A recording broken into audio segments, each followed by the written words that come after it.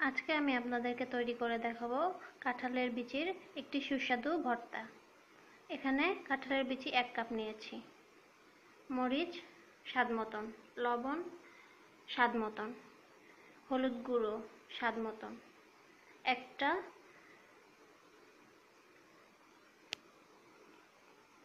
পেঁয়াজ কুচি 1টি, রসুন 1টি।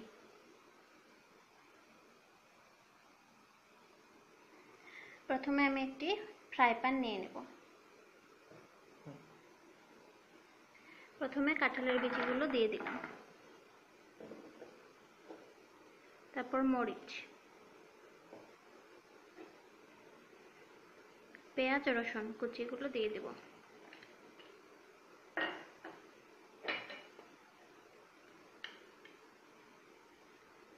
হলুদটা স্বাদ মতন, পরিমাণ মতন,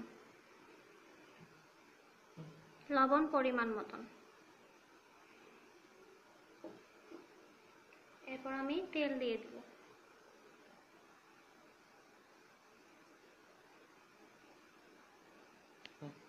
এরপর পানি দিয়ে এভাবে মিক্সড করে নেব।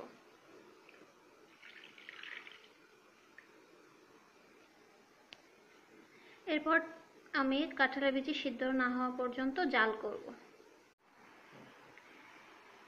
কাঁঠালের বিচি আমি এটা সিদ্ধ করে নিয়েছি। এখন আমি এই বিচিটাকে পাটায় পিষে ভর্তাটা তৈরি করব। দেখুন, আমি এটা শিলপাটায় বেটে তৈরি করে নিয়েছি। এটা আপনারা বাসায় এভাবে তৈরি করে খেয়ে দেখবেন এবং আমাকে কমেন্ট করে জানাবেন।